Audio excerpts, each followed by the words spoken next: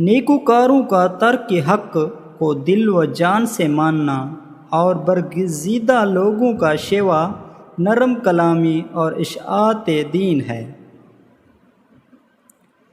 نرمی کا دامن پکڑنے سے مطالب حاصل ہوتے ہیں اور مال خرچ کرنے سے لوگ بہت تعریفیں کرتے ہیں۔ جو آدمی کام میں جلد بازی اور بدتمیزی سے کام کرتا ہے وہ کبھی اپنے کام میں کامیاب نہیں ہو پاتا اور صدمے اور تکلیف اٹھاتا ہے۔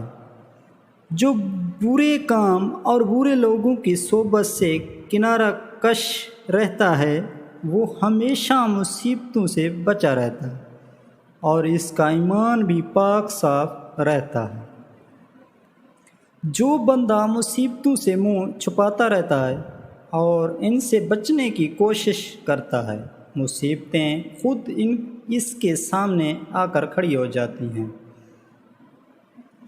دنیا کے ہر کاموں میں بے خبر رہنا اور دین کے معاملے میں باخبر رہنا عقل مندی ہے۔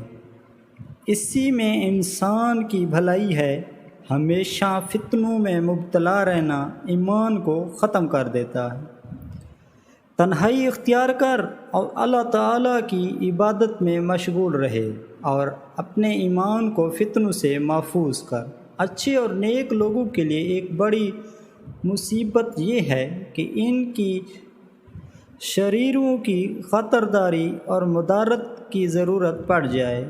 گھڑی گھڑی اور پل پل گزرنے سے عمریں کم ہو جاتی ہیں اور بعض ساعتیں ایسی ہوتی ہیں کہ ان میں آفات اور بلائیں پیدا ہو جاتی ہیں۔ آدمی میں سب سے بڑی مصیبت یہ ہے کہ اس میں کوئی عقل موجود نہ ہو۔ بے وقوف کی بڑی مصیبت اس کی ناقص عقل ہوتی ہے۔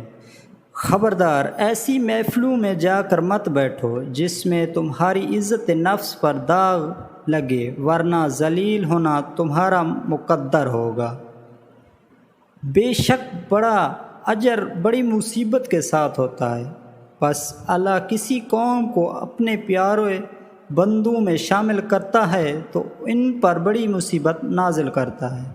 وہ بندہ جو کسی کے گھر میں جا کر اس پر حکومت کرے اور اپنی لڑائی کا دام بھرے وہ ذلیل و خوار ہوگا۔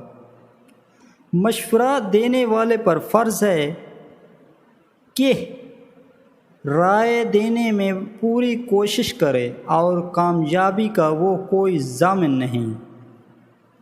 سر کے بال سفید ہو جائیں تو ایلو ویرا سر پر لگا کر نہائیں، 80 سال تک بال سفید نہیں ہوں گے۔